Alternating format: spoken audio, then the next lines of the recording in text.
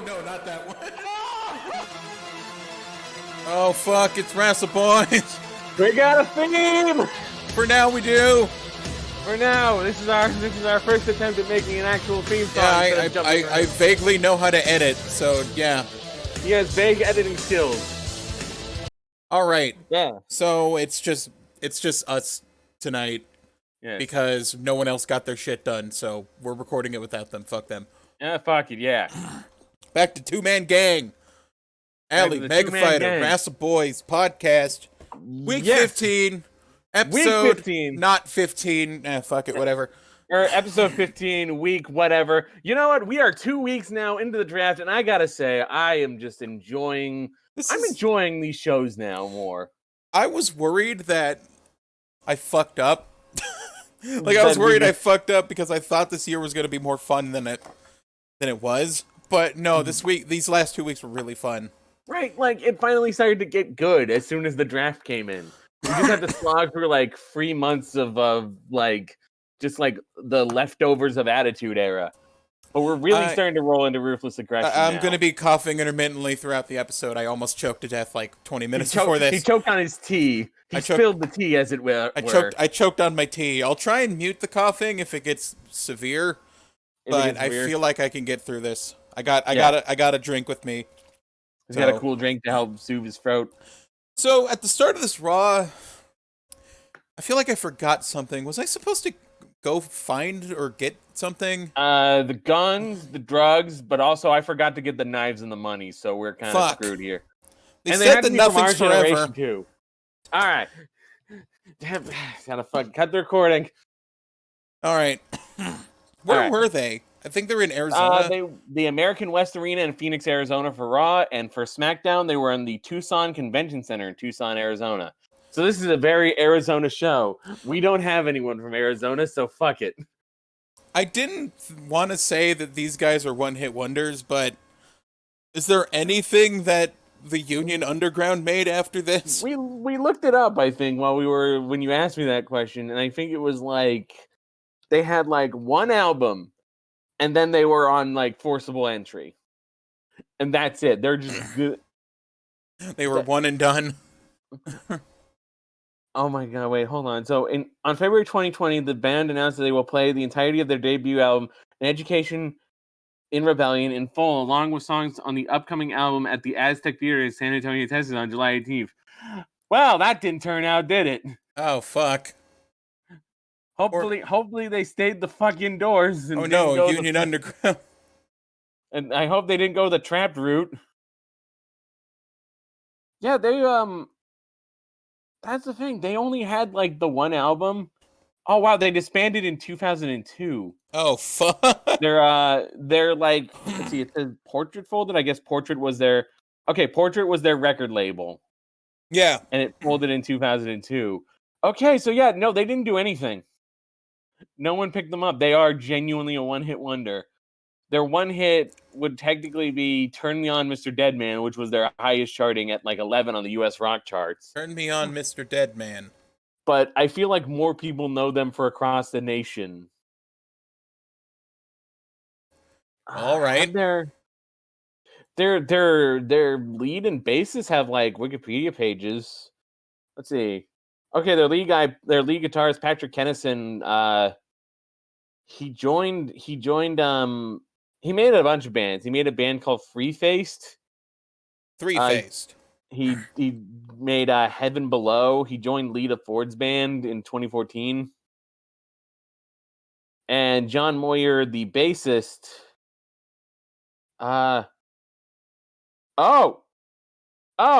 He's the bassist for Disturbed. Oh shit. Okay, so they went on to bigger things. How about that? Like, yeah, he took over for Steve K-Mac. For Steve K-Mac after he was fired and like joined them on 10,000 Fists. So hey, how about that? I didn't remember anyone from Disturbed besides the bald guy who goes ooh-ah-ah. But hey, you know what? So good on John Moyer. Anyway, we should talk about Undertaker coming out. Undertaker's the first thing we get to see on this Raw. Yeah. Because he's I don't have the greatest notes right now, but I do know that he is not he's upset about the fact that he's not number one contender, because it was like he was number one contender, then Vince said no, it's Hogan. So now he's like, why am I not number one contender? What the fuck? Wow. Both of our Undertaker impressions were not correct. Well, This I'm is sorry. bullshit. I'll try doing the Undertaker thing when I'm not choking on tea. This is bullshit. I should be the number one contender. This is bullshit. There we go. I should be the number one contender. He's here to stage he's here to stage a protest. Yes. So I guess we're just not getting Raw. Okay, let's move on to SmackDown. Undertaker's very pouty. He's very pouty. Flair comes out. Jerry Lawler throughout this segment. I don't know if it's for the whole show, but definitely this segment. He just keeps bringing up the word erroneous. Yeah, it's like that thing where you find out a new word, and then when you find out that new word, you kind of just keep throwing it into shit. Or it's like how TV Tropes is just obsessed with the word egregious. Egregious Philbin. Yeah, basically. But yeah, the Flair comes out and says, you know what, it's fine, you know, Vince did win the coin toss and therefore got the first title shot. Don't worry, we got another pay-per-view coming up in May. And Undertaker's like, I can't wait 8 weeks for the next title match. Like, it's just ridiculous. Triple H, I guess, comes out at some point to jabber. Undertaker says, I won't see you at Backlash. And squeezes his titty twice. Yeah, you have to undo it. For those who don't know, me and Alli have a running gag that started with like, I don't know if Samoa Joe actually did this. I think we just assume he did it. No, he did. He did it twice. He was walking up the ramp and getting ready for like Backlash 2017 or whatever. It might be 2018. And he like smacked his chest twice as like kind of like a display of power, but we always call it slapping your titty twice and then pointing, going, "See you at Backlash." No, he was like, and we were trying to see you at Backlash, and then he did it again, like, see you at Backlash, and we just sort of clinged onto it. Yes, and so now, you won't see, if you're not going to see someone at Backlash, you squeeze your titty twice, and then just go, I won't see you at Backlash. You're not going to Backlash. Austin comes, okay, no, it wasn't Triple H, it was Austin who came out. I don't know why I thought Triple H was here. But no, Austin that's comes later. Out. Yeah, wait, also, he's on... No, he's on Raw. Or was he on SmackDown? Fuck it. Austin just comes out and just absolutely just verbally destroys the Biker Taker. It's like, you think I'm scared of you with your leather jacket and your bandana and your sunglasses? What? And two some bitches? What? And French fries? What? I'm gonna kill him, I forgot man. about Win 315 in the crowd. Oh, Win 315 was a sign? That's good. Yeah. I can't remember most of the signs these days, which is weird because I'm usually on top of that, but Win 315 was good. There was Flair Fears Jazzercise. There was a Who sign, because apparently no one knows how to fucking woo these days. Come on, it's woo! Woo! And then Flair gets in the on thing both he of them. does? The woo thing. And then he chops someone. Yeah. Which, ironically, he only started doing because Shane Douglas was making fun of him. And now woo has just become the signature of chops. I'm okay with that. Yeah. But yeah, like, Austin just verbally, like, decimates Biker Taker to the point that you just can't take him seriously anymore as a threat. I gotta fix my watch. Oh my God, yes. My watch says it's time to go. It's time to go rescue Pikachu. Yeah. Hold on, I gotta go fix this. There was a thing that I told Mega Fighter once, and I didn't think it was that funny, but Mega Fighter started laughing his ass off.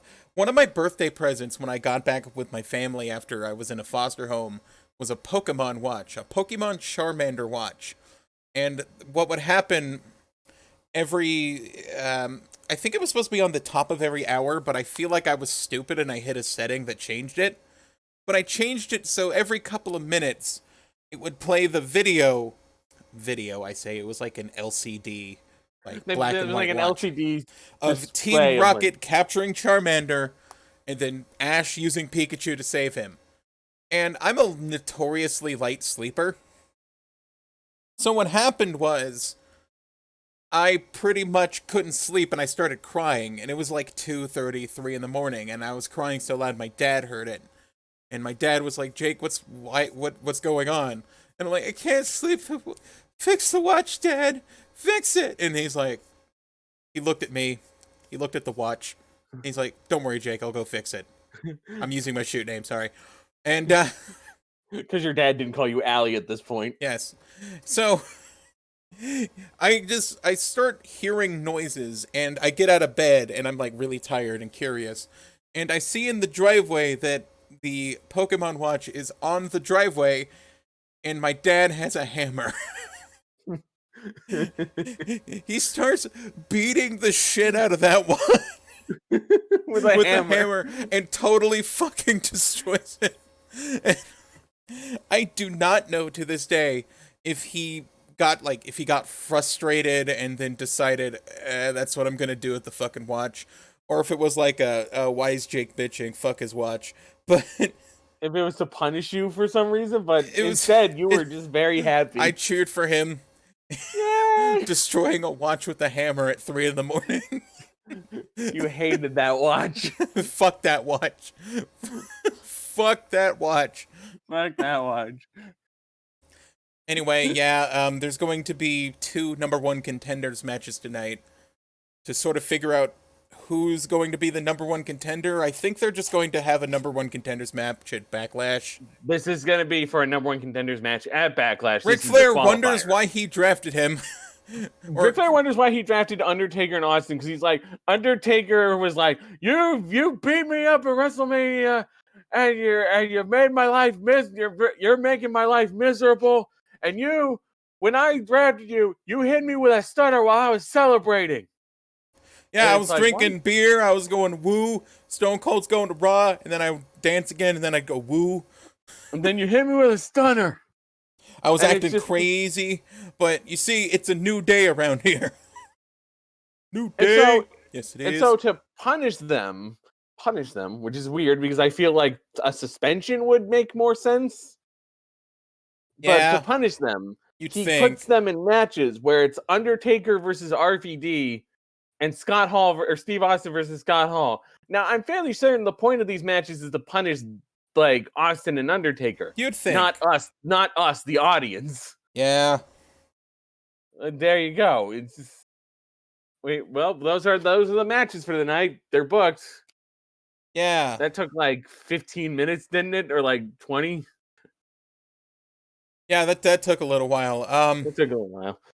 They're redoing that Scott Hall match because apparently Stone Cold didn't like it or some shit. They didn't like it, and that's why he wasn't here like on like draft week, because he walked off for a while after the Scott Hall match at WrestleMania. And now they finally got him back. Out comes Bubba Ray with the hardcore title just by himself.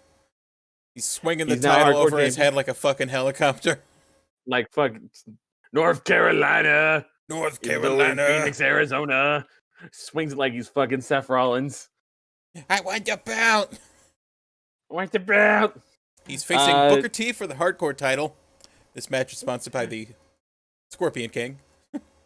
Scorpion King, of course. Booker T comes out, and then he immediately stops his music, and he says, instead of a hardcore title match, I'm just going to do a spin-a-rooney, basically. He does a spin-a-rooney, and then Bubba grabs the mic and is like, hit my music! Hit my music! And like techno music starts coming on. They play this techno music. And Bubba starts dancing. Yes, and he dances. He's putting his all into the one dance move he knows. Which is like a 2-step shuffle. Yeah, it's kind of like he's doing like a little shuffle. I genuinely was like, oh my god, is he about to do a Bubba Rooney? Are we going to see a Bubba Rooney? But no, it was more like the Bubba 2-step, but it was still very exciting. I don't know. Then, during the dance, Booker starts attacking him. They have a match, the match starts. We're getting out the plunder. There's a trumpet. So... yeah, there's just a trumpet It's just. But I feel like this is not a bad place for Bubba. I don't know why you had to split up the Dudley Boys, but I'm kind of glad Bubba's getting a singles push as a hardcore guy. Yeah, Bubba's great. He's a good brawler. He's creative. I think match he their actually spots. did a lot of dancing back in ECW. Yes. I think so, at least. I imagine at least once there was probably a dancing spot. It's the Dudley. It's ECW. There is goofy shit, no matter how much people like to deny it. It wasn't all chair shots and Chris Benoit doing submissions on Dean Malenko. Yeah. ECW was a mixed bag, but yeah, we just get some decent basic hardcore. Like, it doesn't go too crazy, but it's not boring. There was I forget. I put down "fuck you, Lawler." I laughed. I think it was something about horny. I think. Yeah, because he mentioned the trumpet and something about being horny. It's like, and I actually laughed. I was like, "Fuck you." He got us. Like, I wish I remembered the full quote, but it was actually like, "Fuck you, Lawler." I laughed. Or I think he did say something like, "Oh well, someone's getting horny" or some shit. Yeah, because there was a trumpet, I was like, God damn it. That was actually good. Goldust runs in because the 24/7 rule is still in effect, surprisingly. Yeah. And he gets power, but Bubba froze out Booker, and then he power bombs Goldust for the table and pins Goldust to win it. Fuck it. Play Bubba's dance music. Yeah, they start playing his dance music when he's walking to the back, and he's just trying to no-sell it pretty much. And then he stops at the ramp and fucking dances, or he stops at the stage and dances again. Yes. And the crowd's happy. It's like, you know what? Crowd's this into is it. okay. Fuck it. You know what? This is okay. I'm not hating this. Goofy dancing face Bubba is kind of interesting. Yeah, it's interesting to say the least. I don't remember what the segment is that came after this. Was it the Trish Stratus interview? Or was there something before that? Coachman talks to Trish. Okay, because I want to note, I think they were hyping because there was a hype package before that. I think WWF-Backlash.com. I was gonna say, I think Coachman talks to Trish and Jericho or somebody. Regal sort of turns it into a promo about him, right? About how he wants to beat up Spike Dudley. But more importantly, I just remember because I remembered there was like the hype package for Backlash, and they had a link. They had a website link, WWF-Backlash.com, and I typed it in. Yes, and I got AllEliteWrestling.com. Yeah, about the it's WWF-Backlash.com, an old domain of the WWE, redirects to AEW. Yes. Fucking baller move right there.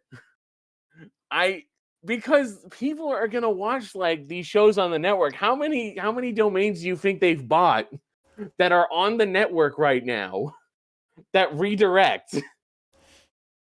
We'll have to see per fucking pay-per-view. We'll have to see per fucking pay-per-view, just if AEW just bought up a bunch of the fucking pay-per-view old domains that they're not using. The absolute fucking God. Tony Khan, Jesus Christ, dude. It's fucking it completely threw us off for the rest of the episode when we were watching it, because it's like, oh my God, they did that. Yeah. That's some WCW shit right there. I don't know, man. I love it. Yeah. Then we get Terry talking to Kane because he's talking about his burnt face. Or she asked about his burnt face, because he has an upbeat personality now. Oh, yeah, he's cheered, he's been a lot happier recently, and she's sort of wondering, how do you feel about people still saying you're a freak? And Kane's just like, you know what? I fucking love freaks. Freaks kick ass. Are cool. Freaks are cool. Fuck it, we're all freaks. Fuck yeah. I got fucking Canaanites out there. They're fucking cheering for me. And the crowd actually pops for Canaanites. I thought Canaanites was... Freaks kick ass. Kane likes looking at tits. His penis works great. Randy His penis is Johnson. not required. Randy Johnson's a freak. He killed a bird once. Randy, he's gonna throw Pan at X-Pac. X-Pac fucking sucks. X-Pac sucks. X-Pac fucking sucks ass. I hate that guy. I gotta say, I thought Canaanites was like a one-off thing. No, apparently people actually really got into it. At least There for was a like while. a Canaanite, like there was a Canaanite sign in like the crowd. And like yeah, just gonna say it. Face Kane is the best Kane. I like Face Kane. I don't know, man. Like after like because Monster Heel Kane was cool, but after like that loses its appeal, you need to do something new. And just Kane is kind of a like comedy monster face is kind of awesome. Just a big Like, weirdo, pretty much. Big weirdo. He did great comedy also with fucking Daniel Bryan. So yeah, just keep him a face. At some point, like, oh yeah, we cut to like the NWO in the back, and X-Pac still doing the X-Pac's nunchucks. got his nunchuck shit. I think Kevin Nash mentioned like Billy Jack, the cowboy martial arts character. Oh yeah. Yeah, the fucking the Coven song. That's the thing I think of with Billy Jack. I think of like that it had Coven as its theme or One Tin Soldier. Oh yeah. Yeah, and also they mentioned Danny Padilla during this promo or during this segment. I don't know what the hell Nash. Who's Danny Padilla? I think Nash is just Danny Padilla. Okay, Nash is just secretly an old man. I guess. Okay, Danny Padilla, who is a bodybuilder known as the Giant Killer. Okay, that makes a little bit more sense. Because they're claiming X-Pac is a giant killer. Because he's gonna fuck up Kane. But he doesn't need those fucking nunchucks. They just take away his nunchucks. Which is weird because it's a Falls Count Anywhere match. You'd think you'd want to bring in a weapon. You'd think, but no. Okay. Oh wow. Danny Padilla was like 5'2". I was about to question why they call a bodybuilder the Giant Killer, but no. Okay, that makes sense. No, that makes sense. He's small and fucking jacked. He's a small dude, but he's fucking ripped. Yes. By the way, anyone who says like, "Oh, if your height starts with 5, you're not a real man," it's like talk to Danny Padilla. This little 5'2" guy suplexing people. I don't know, man. X-Pac gets heat by stopping Slow Chemical. He cuts Slow Chemical off. He sucks. Yes. Yeah, we get the Falls Count Anywhere match. Kane versus X-Pac. It evolves. It goes out into the crowd. They go backstage, and then NWO attack. You see Scott Hall just sort of crouching behind some fucking carrying cases, and then he just sneak attacks Kane. They sneak attack Kane. They hit him with chair shots. Nash shows up. They start hitting him with chair shots. X-Pac hits him in the head with the chair on the concrete, but it's sort of like a safe it chair hits the shot. Concrete more. Yeah. And he takes Kane's mask off. And they take Kane's mask. And then the thing I realized when they took his mask off, he's got a big old bald spot. He's got a big old bald spot. Doesn't he have like just actually the hair though? No, that's actually his hair. He switches to a wig when he unmasks in 2004. Yeah, I guess he shaved his head at some point. Yeah. Okay. I mean, bald Kane isn't a bad look. But Kane's in dire straits, and out comes fucking Bradshaw. Libertarians. The Libertarians continue their run. Chases him off, but X-Pac still has his mask, and now X-Pac is Kane. And now Flair comes out and yells at them. It's supposed to be a new day, damn it! You gotta wear pink and green and throw out pancakes. Come on, man. And we already had a trumpet, but we went to get a trombone. We get this meme, by the way, where Kevin Nash goes, "What are you gonna do about it? What are you gonna do about it?" Was this where he started doing that, or was that just a general catchphrase? I think that's just a thing he says. What are you gonna do about it?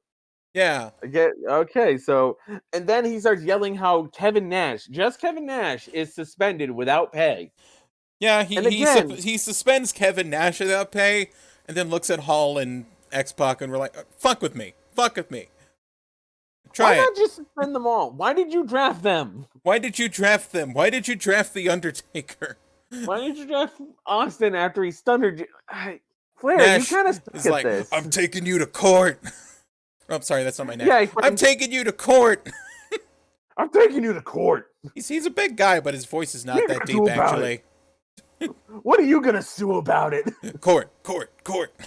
We're taking him to wrestle court. Now I'm remembering fucking that Billy and Mandy compilation you showed me, where Billy's like, "I'll see you in court," and then he's at a tennis court. Yes. You in court.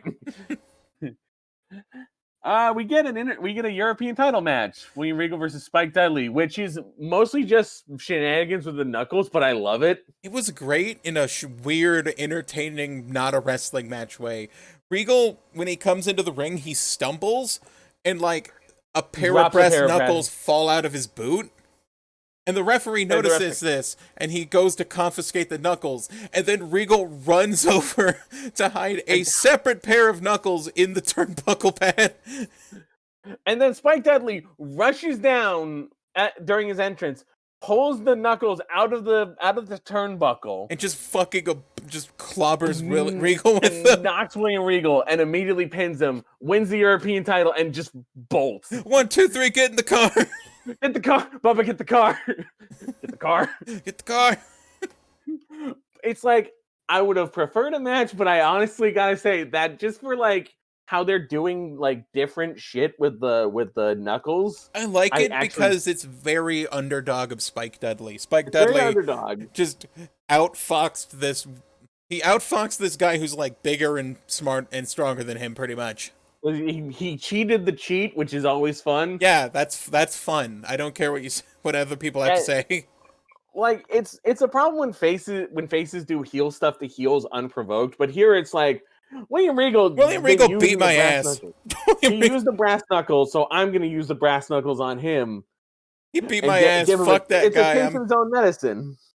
I'm gonna out shenanigans William Regal. It's very satisfying, and it's cool that they're doing like different stuff with Regal's brass knuckles. It's not just he just pulls them out of his tights, boom. Like he's putting them in different locations. They're hidden in his boots. It's evolving. The gag's evolving, and that's what I like about the power of the punch gimmick. Hidden the crack of Stacy Keibler's ass. All sorts of things.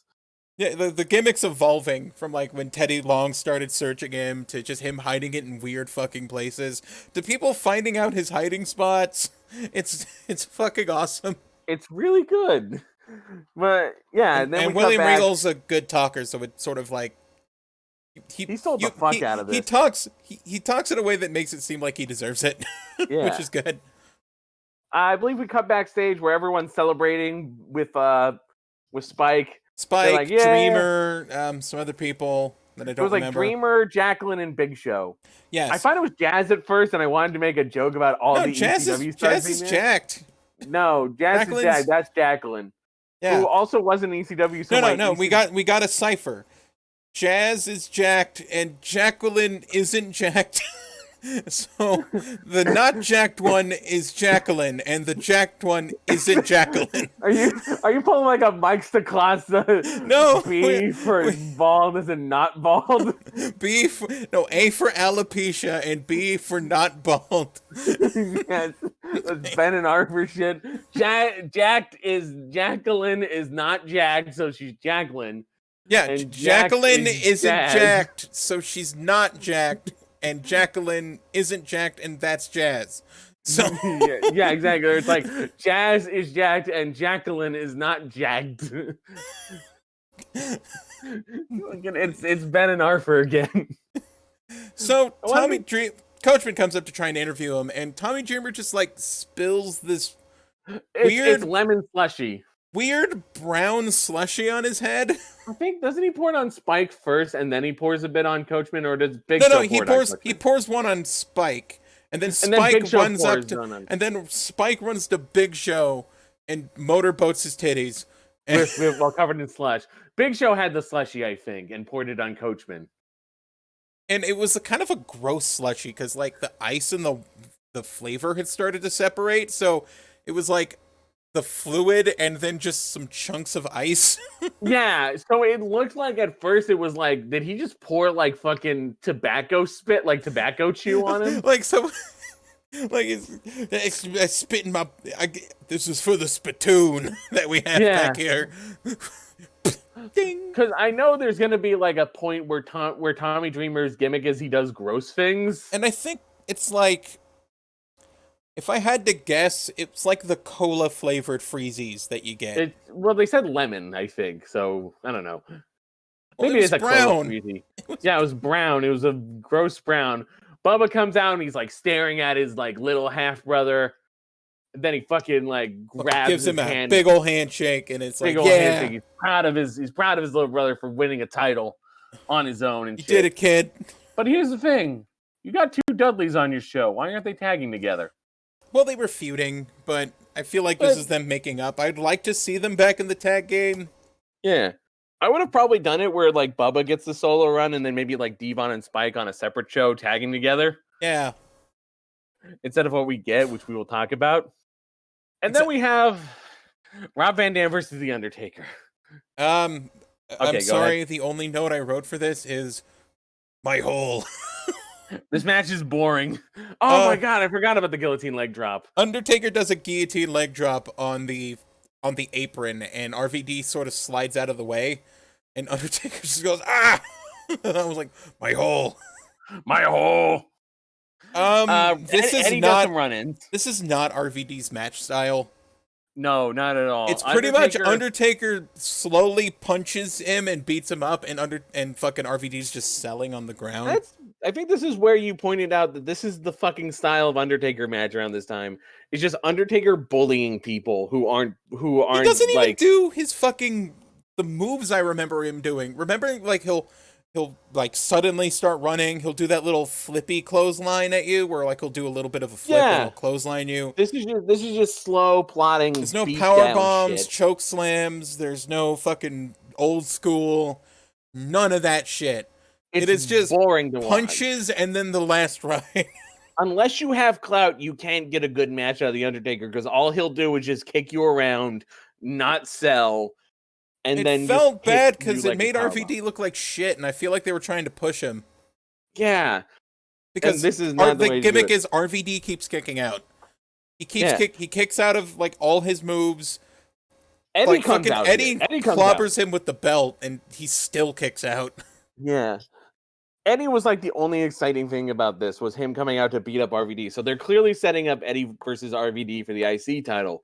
Which I like. So after three of the why does he keep kicking out spots, Undertaker hits him with the last ride and wins. Yeah. God, bad match. It's just it's not fun, and it makes the other guy look like shit. That's it. Was there anything between the next match and this one? Jazz joins commentary. Okay, Jazz joins our commentary, and is the best guest commentator we've ever seen in wrestling. Because she doesn't say anything the whole time. Jazz just sits there with a black eye. Staring like... And she just stares daggers into fucking Trish. And like Jerry Lawler and There was also a quick backstage segment asking Molly, like, why are you not Mighty Molly anymore? Oh, yeah. And she's like, I work my ass off, and then like they're booking... like Trish Stratus versus Terry in a paddle on a pole match. I know, Terry, right? Terry, the interviewer, is all like, maybe it's just because you're jealous because you're not as pretty, and it's like, no, fuck you. She called her ugly because she didn't like the paddle on the pole match. Terry, the match was dog shit. But yeah, she that calls herself dog shit. Also, you'd think you'd be in agreement with her after you lost and almost got paddled. Yeah, that was a paddling, and you almost got one. You almost got a paddling. God. To be fair, was Terry also the one who like freaked out because Jerry Lawler didn't raise her arm first? I think it might have been. That might have been Terry. It might have been Tori. It might have been Stacey. I'm sorry. There's a lot of blonde women with breast implants. I'm sorry. Blonde women with implants. Yeah, it's hard to tell. Molly them apart, Holly which is a standing out by looking normal. No, just very decently attractive woman who like looks normal. Molly Holly versus Trish.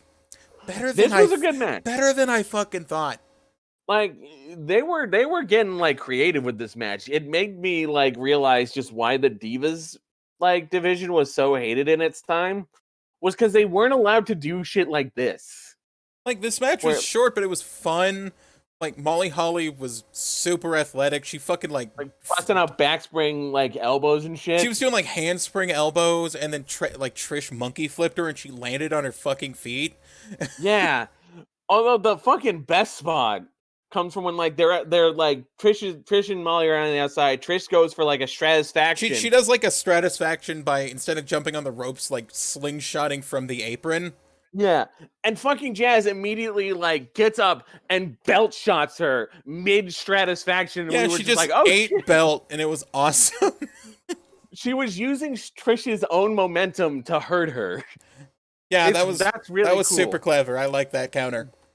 Yeah, and like there was one point where like Trish at least like once like kind of jawed at like Jazz, and it's like, why'd you do that? Jazz didn't say anything. She's just standing there with the black eye you gave her. Jazz is literally just sitting there seething, and Trish is like, hold on, I gotta say something.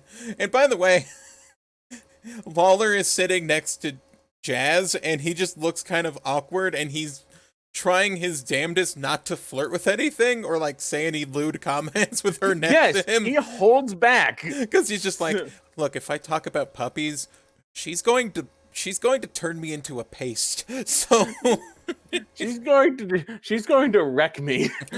I love it. They sell Jazz as like she'll kill you.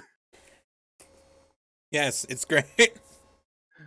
So yeah, stratisfaction into the belt shot leads into the finish where Molly wins. I don't know if she hits the Molly go around. I think she just pins like after. I think she pins her after Jazz beats her ass. I don't. Yeah, basically. In the back, we got Pork Laser's back. Brock is back. He's just kind of standing there while Paul Heyman talks, and Paul's like, "You're gonna go out there, but you can't just attack. They're gonna boo you. The fans are gonna boo you. You can't just attack fans. Them. You can't attack fans, even if this is Arizona and it sucks." Yeah, you can't throw a car door at a child. You can't do that at least until the 2010s. Yeah, can't do that until like 15 years later. After that segment, we get a commercial about going to a house show. Yeah, and I was really excited, and I don't know why. I think we've talked about how it's kind of cool that they plug house shows in the past, like in like previous like years. But they were like hyping up all the other shit you can do if you go to a house show, like merch and like meet and greets and all that shit, and being at like, and just the experience of being at a house show with a bunch of other people and just everyone's like having a good time. Yeah, I wanted to go to a fucking house show. I started thinking, it's like, why do I like them hyping house shows where like when they usually like plug the WWE app and the WWE network? Why does that annoy me? I was going to say, I think it's because there was money in house shows back then.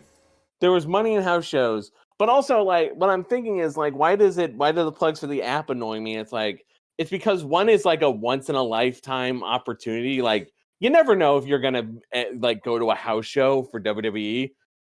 Like, you never know if they're going to be at your town touring. But when they you suddenly, it's like, holy shit, I gotta go. It's like your favorite. It's like your favorite concerts in town, or not your favorite concert. It's your favorite concert for your favorite band. Yeah, your favorite band's in town. It's like, fuck, I gotta go see Tool, or I gotta go see Rush, and it could sell out. And when you go there, it's like, this is fucking awesome. Even if they're not getting the notes right, or oh shit, the guy from AC/DC's guitar isn't working. We're gonna have to find him another guitar. You'll still be super amped, and you'll get home and you'll be happy.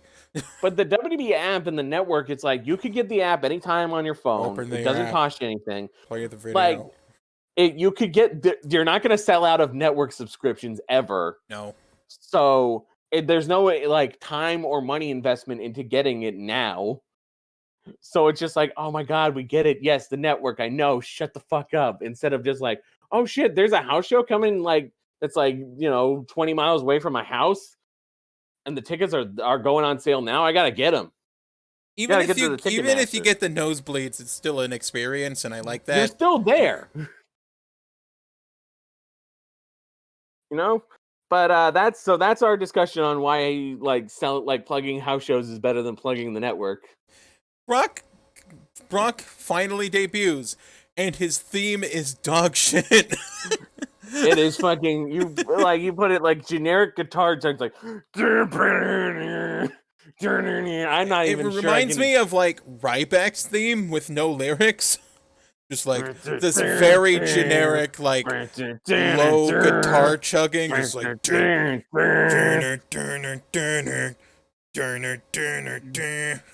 I cannot wait until Brock he gets comes out, and the Titantron's like just footage of him killing Spike Dudley, except he's green. Because that's where I pointed out. Like they show like him from the back, and they made his like back tattoo glow green. And I made the joke, Ang Lee's Brock. Lee's Brock Lesnar. Oh my god! It's edited like the fucking Hulk movie, where it's just like he throws Spike and he turns into a comic book cutout. And then it shows him, and then it cuts to it like when he makes the impact on the mat. Yeah. For like a freeze frame of the Spike screaming face. It's fucking stupid. So, this is the beginning of Heyman talking about how awesome Brock Lesnar is, while Brock Lesnar just stands there. Except for this time, how you always want. Except for this time, he's jiggling his titties. He is going super Macho Man, just full on titty jiggle here. He did not stop jiggling those titties the whole time. He just so basically, this is the formula. So this is basically the formula for Brock Lesnar. Talking about all the synonyms for invincible that Paul Heyman can think of. Impervious to pain. He's impregnable. He's impenetrable. You can't fuck this man. He's unfuckable. So basically this has always been the formula for what makes Brock Lesnar good. I never realized that's just the formula of a Brock Lesnar segment. Like I thought it was a new thing because I'm a little bit of an like younger fan of like did Heyman just always do this? And the answer is fucking yes. This is what he always did. Yeah, I guess, don't fuck with the formula. It ain't broke, don't fix it. If it ain't Brock, don't fix it. If it ain't Brock, don't fix it. Yeah, so that was that's it, I think. Did someone come out to yell at Brock? The Hardys. After they showed footage of him powerbombing the Hardys, of course. Yeah, they came out to like attack Brock, and Brock never left his feet, which is important for when you're selling a monster. You can't go off your feet. Yeah, don't knock him on his ass. That ruins the mystique, especially if he's debuting. He got a little bit tussled up in the ropes, and then he fucking just like Matt jumps at him, and he just grabs Matt. He just bodies the both of them and dumps him out the ring like two little hands. Matt like and power bombs the fuck out of Jeff like two children. Yeah. Shit cans Matt entirely, just triple power bombs Jeff, while of course Dilemma by Nelly featuring Kelly Rowland is playing. Still. Yes. Get used to it. That's gonna be the joke. Yeah, that'll be the joke for the whole year. until we don't have Brock, we will have this joke. Then we get a match, I believe. Mr. Perfect to the Big Show. Mr. Perfect versus the Big Show, which was very weird. Yeah, it's super short. Mr. Perfect does a perfect plex on Big Show though, and I went, holy shit. And then Big Show started feeling sexy. Yeah, he ripped his fucking singlet down and he pulled his straps down. Choke slammed his ass. Boom, done. And, he's out. Big Show wins. And then we get a commercial for WWF Divas Tropical Pleasure, which we looked this up because we weren't sure, and I said it as a joke. What if this was just WWF Divas Sex on the Beach, but they renamed it? You said, what if it's just Sex on the Beach, but they had to change the name? It fucking was. It up. It fucking was. Yes. I was saying that as like almost a joke. You know what's the weird part? The extras are wrestling on that on that DVD. Except for if you secretly look in the I don't know, it was like a gravy It's bowl the or something. eggnog match. Eggnog match. If you look at the eggnog match, there's a secret, and it gives you like Q&As about the intimate moments in a diva's life, like their first date. And I'm like, why is this a DVD? Like their favorite lingerie, Charmel's first kiss, worst pickup line. What if? Good or bad? Lita's first kiss, first time. Terry's prom. Can I read it? Let's okay. We got Trish versus Stephanie and No Way Out. We got the Bra and Panties tag team match from Invasion. Uh-huh. A lingerie match from No Mercy 2001. Yes. The eggnog match with Tori versus Stacy, December 24th, 2001. We were so close to getting an eggnog match on TV on Wrassleboys. On Wrassleboys. Yeah. Survivor Series 6-pack challenge for the women's championship. I'm not saying it'd be good, but I could laugh about it, and that's good enough for me. We could cringe at it, yeah. A gravy bowl match, Stacy versus Trish. There was gravy. There was gravy. You were close. Trish versus Jacqueline. Did someone have to go to the supermarket and like buy bulk brown gravy? I don't even think that's actual gravy. I think that's just like a food coloring thing or something. It's some sort of weird like paste thing that they just slather. Okay. I don't know. I assume it's not actual gravy. It's like that mud match that like Stephanie and Vicky Guerrero had, where it's like that's not actual mud. Yeah. I mean, I'm not saying you need real mud, but I do want some.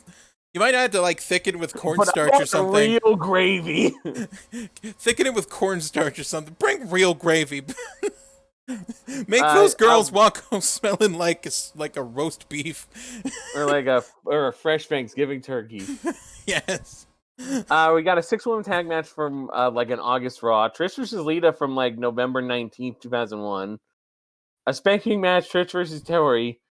A 2001 Trish Stratus photo shoot listed as Babe of the Year. Babe of the Year. And a Raw cover shoot from December 2001, Stacy and Tori.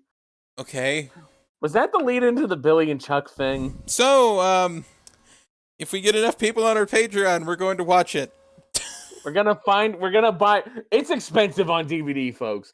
New and used. It's like fucking ridiculous to get. Yeah, let's just have it a very distant goal. Can I just know? Yeah, very distant. Like, if you guys give us like 5,000 a month, we'll do it. We're nowhere near that, by the way. 5,000 to go. All right. We need $5,000 every month. Good luck, fuckers. You're never getting sex on the beach. You'll never get sex on the beach.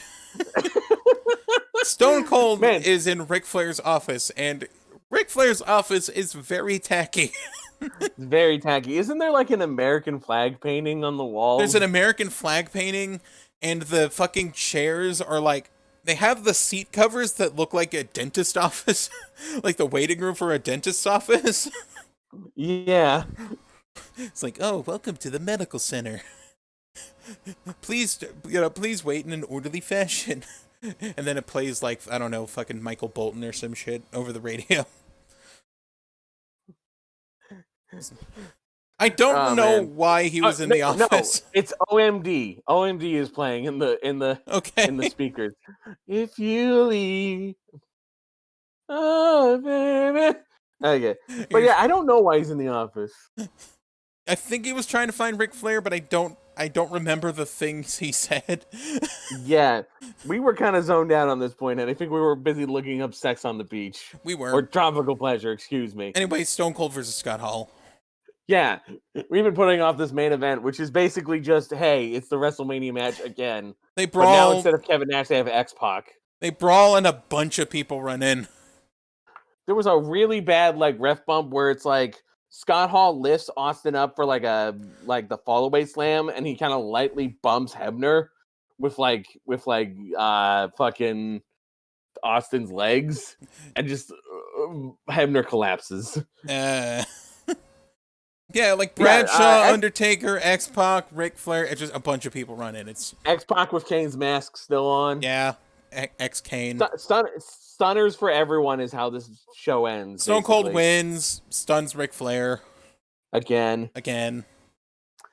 God, Flair, you really picked a bad roster here in terms of just behavior. Now, if I was the Raw draft, fucking what? We will eventually do like a fucking episode of just talking about how we would have drafted this. Anyway, Tuesday or Thursday. Tuesday. It is Tuesday. You know what that means. Tuesday.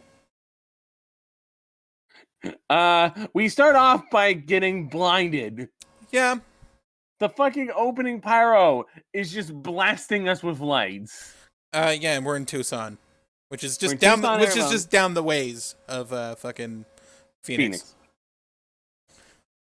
And how do we start out this SmackDown? Kurt Angle. Kurt Angle. Already good start for SmackDown. Kurt Angle comes down and pretty much complains about the same thing Undertaker complained about. And it reminded me of like the wrestling games where you got to pick if you were Raw or SmackDown. And the storyline was the same, but all you did was just like, oh, now it's Booker T complaining instead of this guy complaining. Yes. And it's Triple H instead of Undertaker. Yeah, exactly. And like during this promo, Kurt says that he's beaten because Hulk Hogan got the title, got the number one contendership. He claims, I've beaten Russians and Iranians tougher than Nikolai Volkov and the Iron Chief and the Iron Sheik. How the fuck? You know, Kurt, have you found someone tougher than the Iron Sheik? I do not want to. I feel like he could still kick my ass. Like, there's heel exaggeration, and there's being a fucking liar. Like, tired, old, exhausted, chubby Iron Sheik of today could probably just beat me with You've seen the Iranian clubs, right? Yeah, I have. Those things are fucking heavy. Even Henry had difficulty lifting them, but fucking Iron Sheik. I feel like he's just gonna beat me with a belt if I tried to fuck with him. I don't know. Iron Sheik is amazing. So, no, you have not beaten anyone tougher than the Iron Sheik. The Iron Sheik, even with his broken-ass back, could probably still fuck you up. Right now, Kurt. I don't know why, but, like, at some point, as another Patreon goal, and this will be, like, a low one, if we get, like, $50 a month, I will do the lyrics to Kurt Angle Went Down to Georgia in the style of the Charlie McDaniels Band. It's dumb, but we'd do it. I have a chorus, and I'm saving it. Yes. And fun fact, he won his medal in Georgia. So it's very fitting. Yes. And then Edge comes out. My eyes. Oh, God. Yeah, I have written down here. Oh, God damn it, Edge. Edge destroys my eyes and is out in a red and black bowling shirt. Yes. It is like the design of like a bowling team. It's like if you told a Canadian, dress American.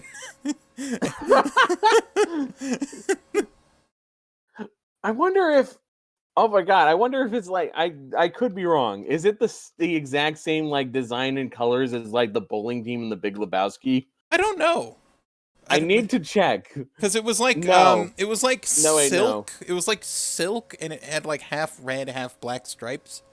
Oh wait, they didn't have a bowling like uniform in the Big Lebowski. They just kind of wore their casual wear. So this is an important like moment for Edge and Angle because the "You Suck" chants are occasional on Kurt Angle's entrance, but Edge starts associating Kurt Angle's theme with "You Suck."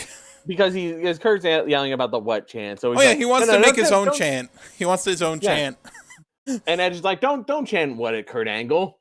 Chant, you suck at him. And then everyone just goes, you suck. And it's like, all right, we're good. And then his theme is like, and then Kurt Angle gets pissed, like, shut up, I'm getting out of here, play my theme song. Literally, I have joked several times when like the theme songs would play, it's just like, play my music. But literally, play my music just happened. Yeah, and then Edge starts singing You Suck, and the crowd just eats that shit up like it's popcorn. And it's good. I feel like this is where WWE gets the wrong idea that they can get anything over. Yeah. Because this is where you get like the Justin Bieber thing. Yeah, just because someone tries to start a chant for it doesn't mean it's going to fucking work.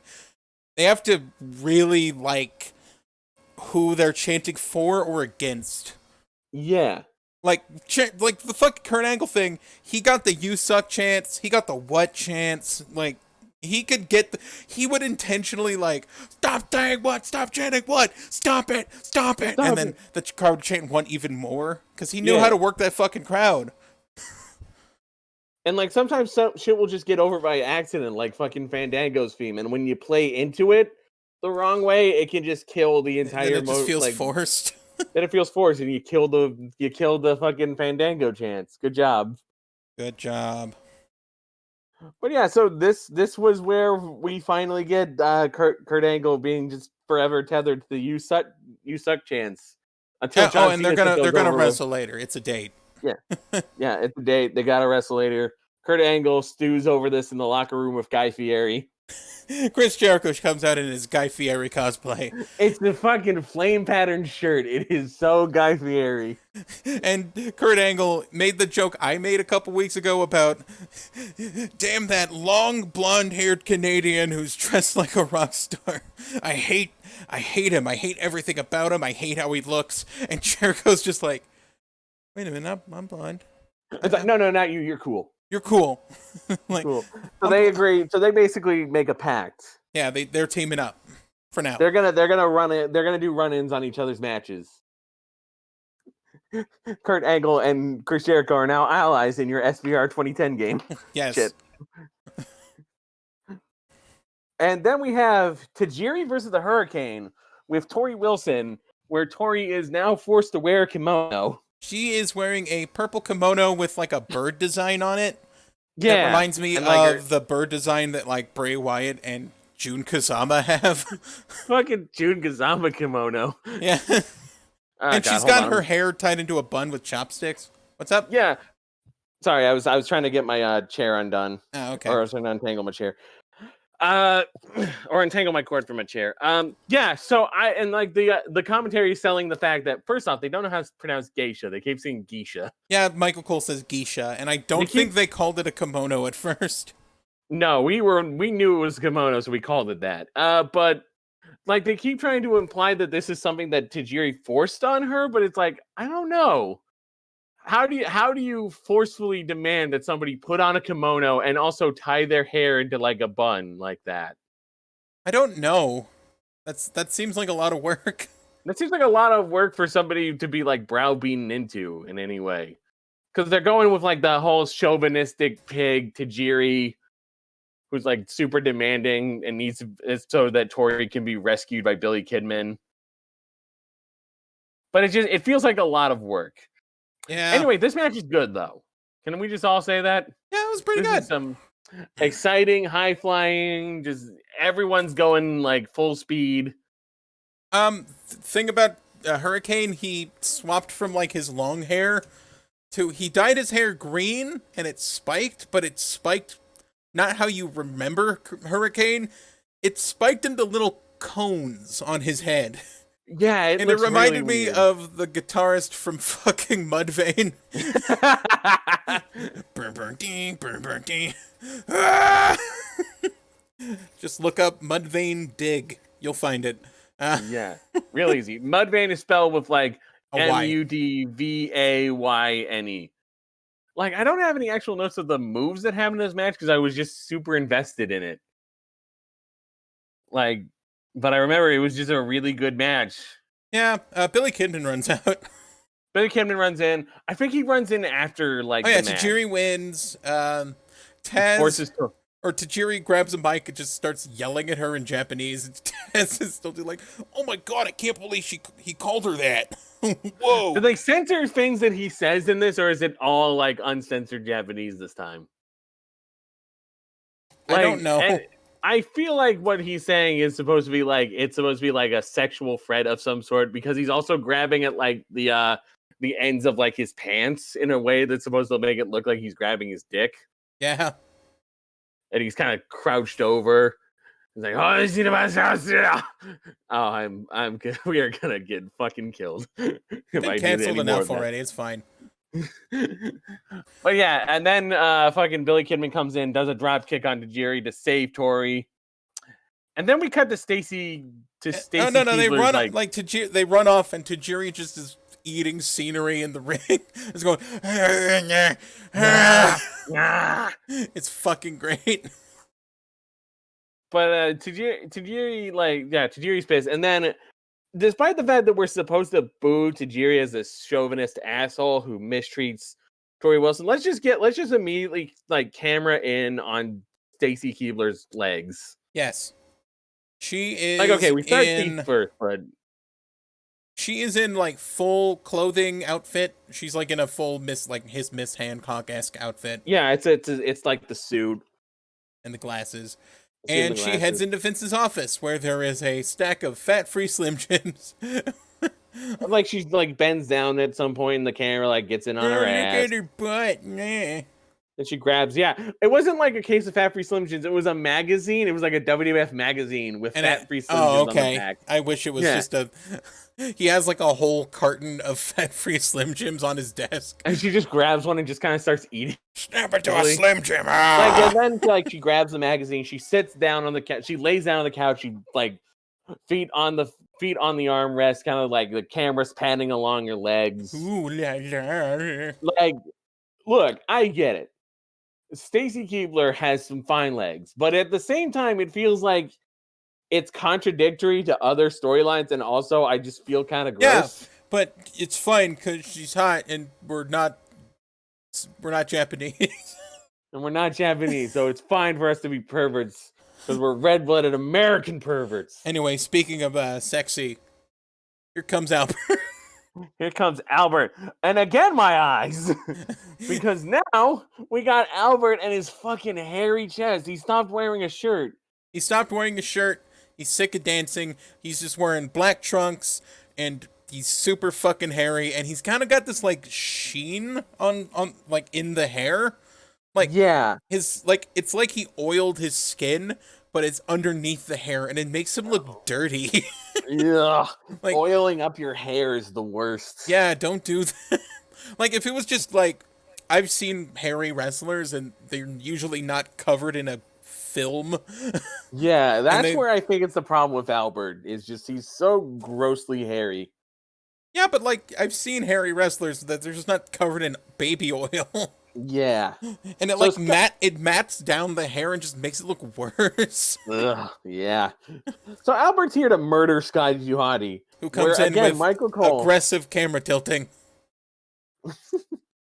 Yeah, Scotty Duhati was like the Blake and Murphy camera, basically. But it's like banging it, whoa, ba ba ba ba, or whatever the fuck it. I will make you understand. So yeah, basically Scotty Duhati gets fucking killed. Fuck your worm, Baldo bomb. He goes for the worm and like Albert gets up and just fucking like smacks him. And then fucking Baldo bombs him. Which, by the way, Baldo bomb, fucking underrated move. Yeah, it was not. It was sick. Good. Sick move. Just kills Scotty there. Continues to kill Scotty. And who comes to save him? Rikishi with the drip. Rikishi with the drip. He's wearing his Rikishi wear. He's wearing his fat wear. PHAT, of course. Fat wear. It actually says like on their Rikishi wear with like the back it says RW. Yeah. But yeah, Rikishi is dripped the fuck out. And he comes in and makes the save for Scotty. And now it's like, why didn't you just put these two together when Brian left? They were okay, so I imagine it's Scotty stayed face, Rikishi turned heel, that didn't work, they turned him back face. But why not just have him like settle his differences with fucking Scotty and just be like, all right, I got you back, man. I got weird about Triple H, but I'm over that. Yeah. Instead of bringing in Albert and having him scream and having the commentary still try to sell like they were such great friends, even though they were only a tag team for 6 months, as Albert was quick to point out. Yes, 6 months. And by the way, he wasn't making Albert dance. Albert chose to dance with him. That the gimmick wasn't they danced to the ring while Scotty points a gun at him the whole time. No, it was fucking they dance because that's what they do. They dance. Oh my God. What if that was the gimmick? That would be amazing. It's like, I need a dance partner. You dance, Albert. You fucking dance. Banging it. Hanging it. That was interesting. Ah. Yeah, like I was wondering what the W on Rikishi's jacket was, and then we looked up a picture. It's like, oh, it says Rikishi wear. Okay. Yeah, he looks awesome. He's got the fucking sunglasses and the stoic expression and the 1999 ass puka shell necklace with the fat wear that's like just bright ass red. it is some great drip. It's a very Rikishi look, but I love it. It's awesome. And there's a picture of it. Anyway, why did I just write SmackDown feet? Because the next shot we get is like just full on a shot of Stacy's feet, and then it zooms down to her legs. But it's like, okay, SmackDown really trying to win me over on Show of the Week here, aren't you? SmackDown really trying to like entice me here. Speaking of feet, it's Maven. Speaking of feet, I think the segment is just Vince comes in and goes, "Why are you in my office?" And then she's like, "Oh, I want to apply to be your assistant, personal assistant." And McMahon's just like, "I got other people I got to interview. Let me set up this desk outside for later." Yeah, basically. And then we get Maven. I see why he said speaking of feet, because drop kicks. Yes. So Rico's trying to dress down Maven, and he comments on his eyebrows. He dresses down Maven and Al Snow, who are like there. And this doesn't lead to a tag team match. It just leads to a singles match. Yeah, and also, I didn't know this when I first saw him, but Maven is person of color. Maven is like, his father is African and his mother's Argentinian. So the pointing out the eyebrows thing's a little weird because of that. Because fuck you, Rico. You don't look that great either. You're getting racist now. So yeah, that's just, I guess we just always assumed he was just a really kind of tan looking dude. But now Maven's the person of color. So how about that? That makes it feel worse about what they do with him. Yeah. Where are we? Chris Jericho versus Edge, aka Al Snow makes Wolverine noises. Oh yeah, because they call Al Snow Wolverine. He doesn't Wolverine at all. Yes. I mean, admittedly, Wolverine doesn't look like a Wolverine either, so... True. But yeah, this just sets up to a match of Chuck versus Al Snow. Then, fuck you, Edge, you're not winning MVP. Ever. Why does he hurt my eyes? This is his second time doing an entrance where he blinds us. And it gets worse every time. This match is sponsored by Ultimate Fights Volume 2. Ultimate Fights from the movies, Volume 2. Yes. So, which is just basically a compilation of movie fights. In case you want to watch a movie without the context, plot, or characters. Because this was before YouTube where you could just put, compilation videos of fights. It's like, oh my god, he fought Chuck Norris. And it's like, yeah, Bruce Lee did fight Chuck Norris. Yeah.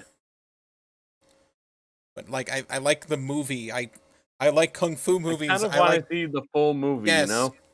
I enjoy a good Henshin compilation every so often, but I kind of also just want to watch the Kamen Rider series. Same. Come on. Anyway, so Edge versus Chris Jericho, a.k.a. Canadians fighting.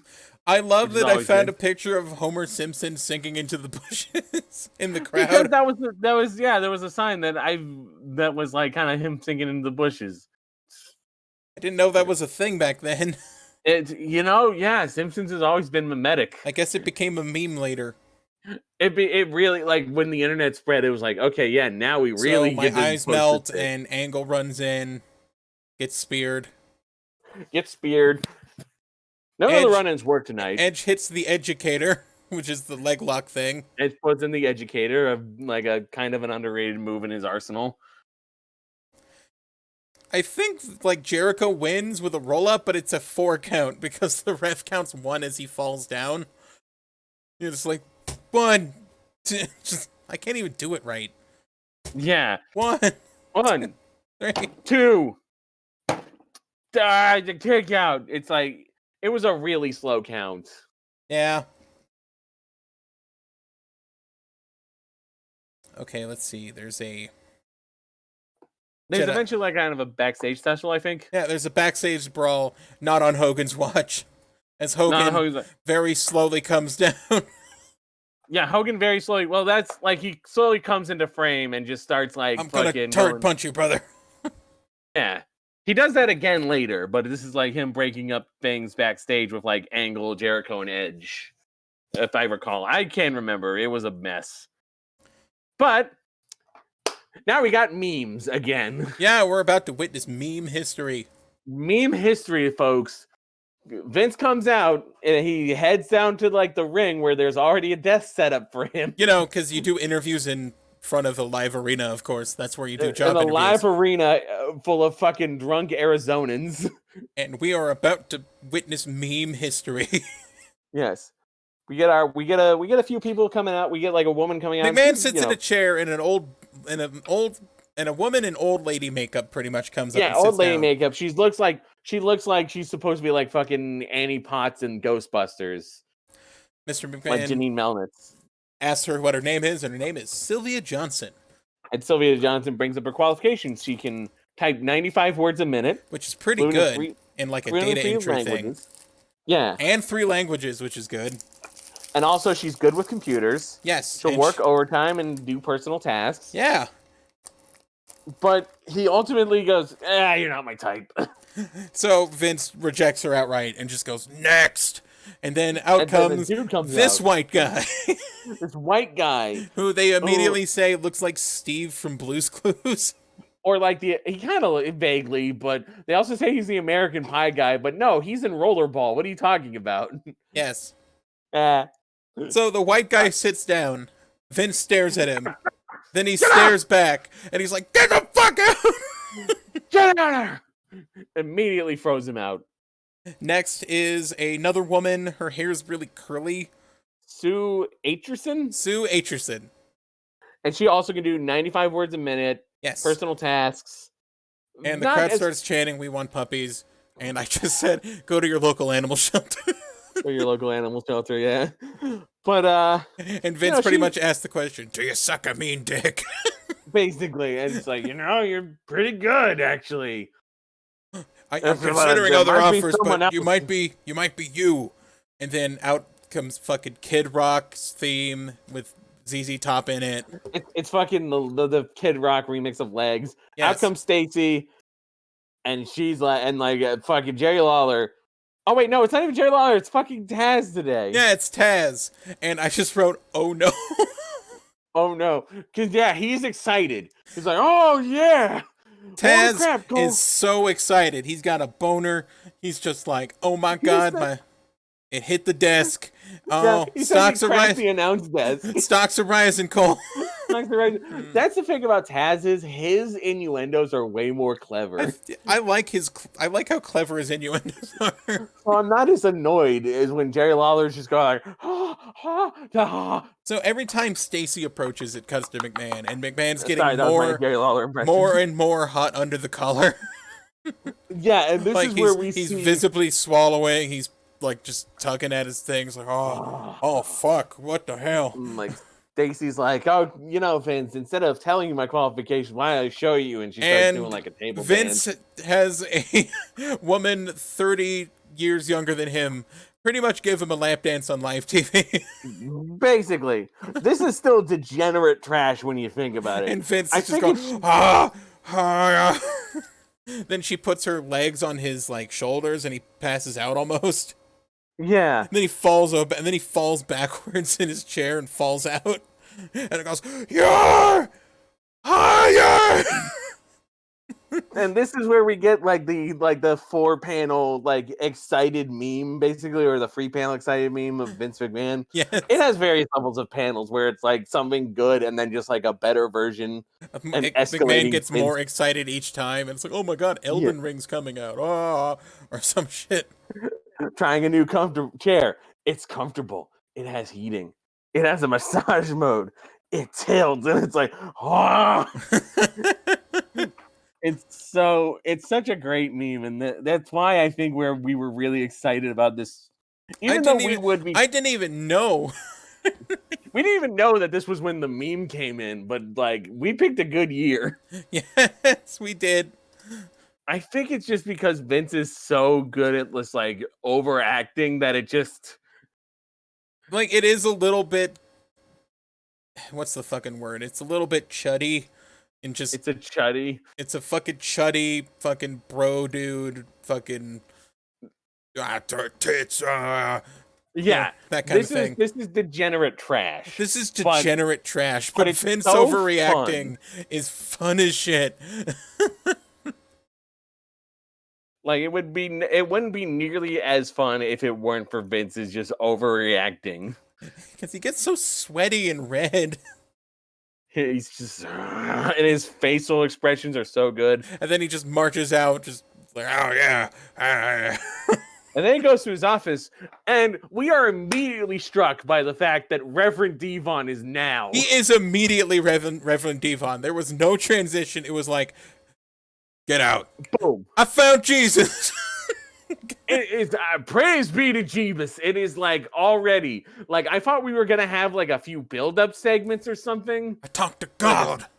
Like a He slow told prayer, but me. no, he's like, I went to a church and I talked to a man and he told me about prayer. And then it's And like he told me like, plant the seed of faith, and the 20 And it's becomes like- a 40, and the 40 becomes a 60, and the 60 becomes an 80, and an 80 the becomes 80. an IRS investigation. Will you, It is- Mr. McMahon, will you be a benefactor to my goals? And McMahon's like, you got a deal. Shakes his hand. So this is the beginning of the Reverend Devon. He's just a scam artist gimmick. Yeah, like, did Vince just watch, like, Joel Osteen or some shit on TV? And he's just like, fuck that guy. I guess he just wanted, like, we have brother love at home here. Fuck you, Kenneth Copeland. He somehow just now managed to hear the Genesis Phil Collins song. Wait a minute. That's what TBN is? What the fuck, Ted Turner? He just heard the Phil Collins song "Jesus He Knows Me." Just like only in 2002 he finally caught it. But yeah, that was so yeah, this is a fascinating year already. We are now deep in April. Then we cut backstage. They're in a parking lot. Yeah, well, there's a bunch of I think there was like segments beforehand of just like people heading out to the parking lot. I was like, oh, something's in Bill the parking DeMott's lot. there. Spike Dudley's going. Oh yeah, they There's all a go to couple the other parking things. lot. Okay. Yeah, they all head to the parking lot of the parking area. And who's out there? Mark Henry and, quote of Ron Simmons, a big ass black limo.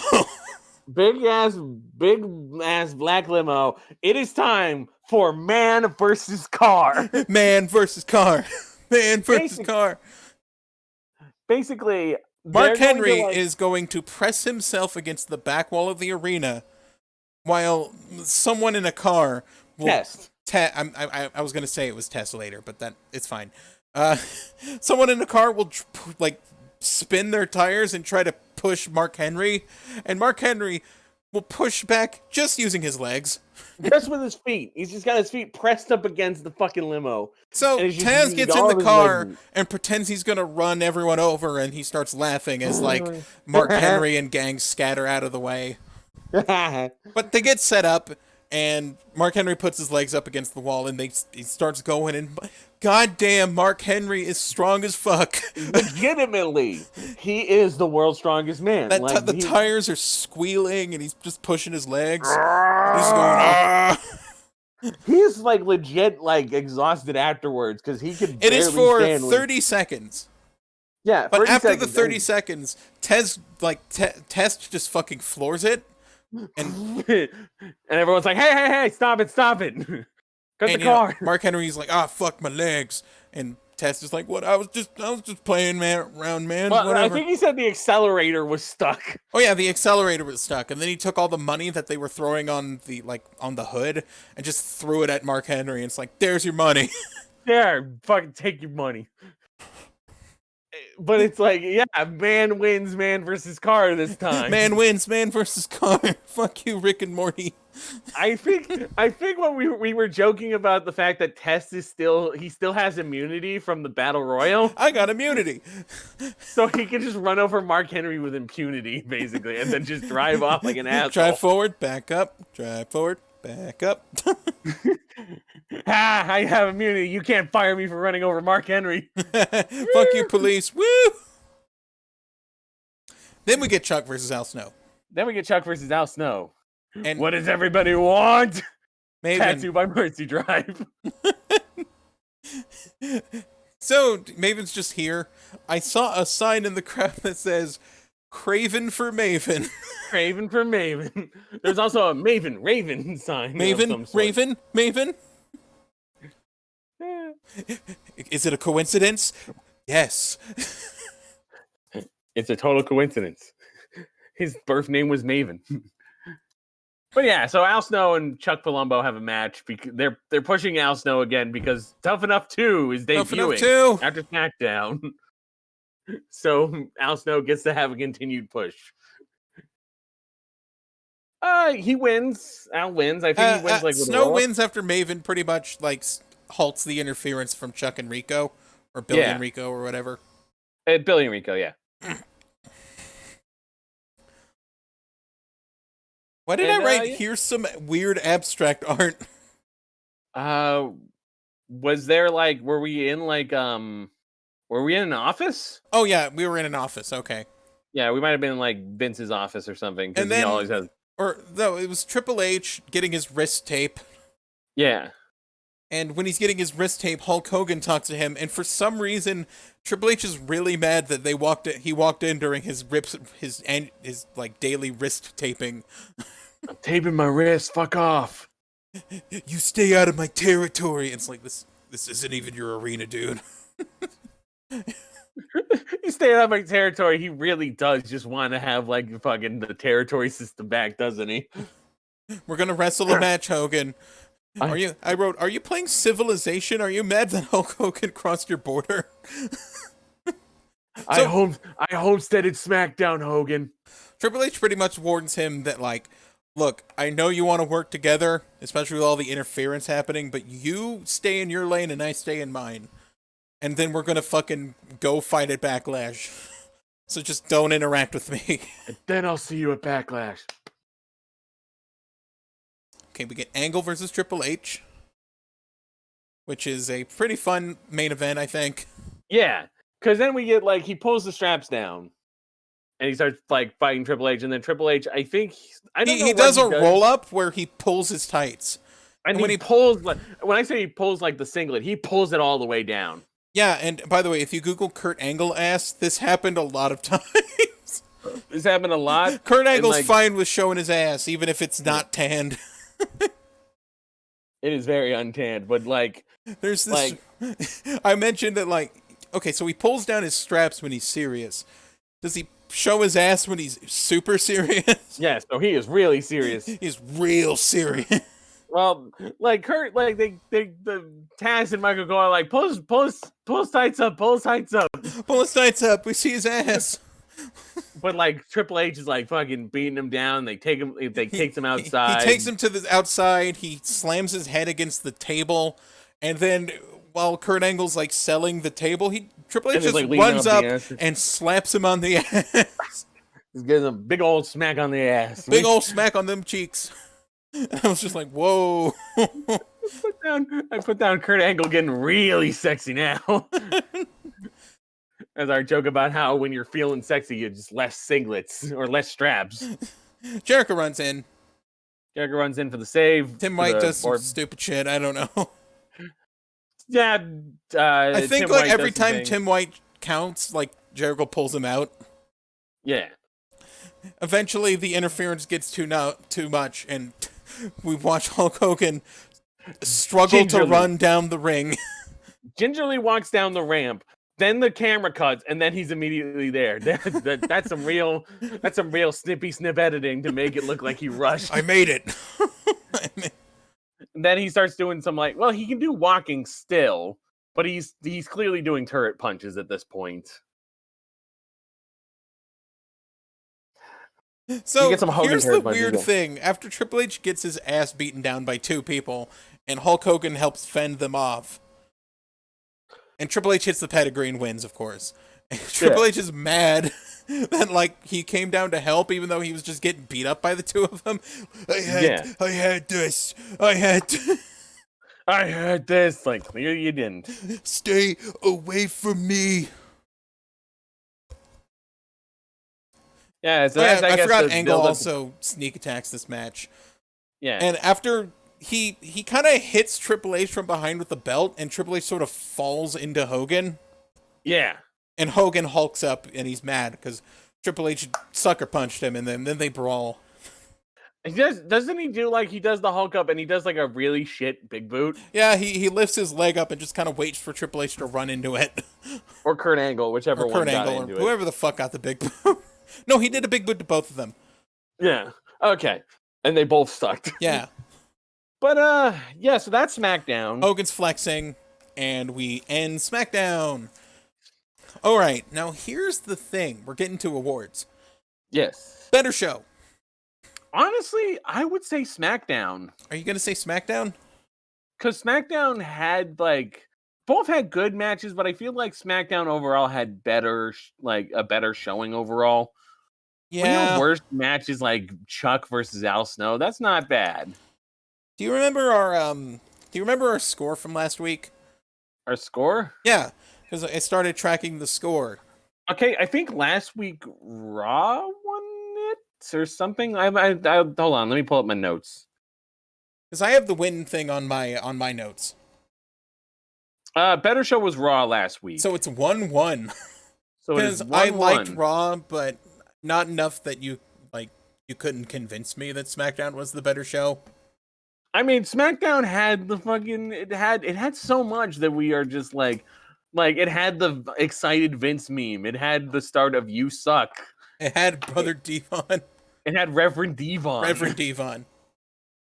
You know, there were some entertaining matches. Tajiri versus the Hurricane. Jericho versus Edge. Angle was like dominating the show with his performance. Which is why, of course, Kurt Angle is getting MVP again. He did it again. Did it again. I've been trying to hold back at least a little bit to give some other people some love, but Kurt fucking will Kurt. not. Fucking Kurt. Kurt is here, and he is here to be the best MVP. He does not half-ass. Underrated, though, is going to be a very interesting choice. We haven't discussed this. Yeah. Which is the hard part. Like, who do you think had the best segment or the best match, but wasn't really focused on the push they had? Maybe Mark Henry? Mark Henry? Mark Henry, because they sold him like fucking... He was so strong! So strong. He was super strong. So... Unless it's maybe Spike. Maybe Spike? Well, Spike won a title, so... He did win a title. But he didn't have the title. How about Kane? Fuck it, Kane. Kane, you get underrated. Kane seems fair because Kane was super entertaining. He was. But he didn't win, and they've been like they're kind of using him to get over the end of it. What was that? XPAC sucks. XPAC sucks. Okay, so the Y segment. Whoo boy. What was like the worst thing we had to sit through? It couldn't be the Vince McMahon thing because that was fun. Because that was surprisingly fun. And it couldn't be dancing Bubba Ray because that was also fun. All the dumb shit was fun, and that's the problem. Yeah, all the dumb shit was fun. Maybe the opening segment of Raw, because it was the most like poor booking. Like it's where like just the bad booking decisions. I still struggle to figure out the exact way this draft is supposed to fucking work, and they don't know either. Yeah, I'm just gonna put down Ric Flair's regrettable draft picks. Because it's like he drafted everyone he hates. And then is complaining that everyone he hates is on the show. Yeah. That was your decision. Sign of the week. I'm gonna stand Craven for Maven. Craven for Maven, yes. That is so stupid, and now I can't get it out of my head. Yes, you can. It's impossible. But in a surprise, let's Puppies do the count. Versus pigeons. First up, Puppies Raw. count. Jerry Lawler's Puppies got 2. Mostly because Jazz was intimidating. Jazz was standing there, so he only got a little bit out during like certain spots. Meanwhile, we got Taz and the Pigeons 9. Taz wins.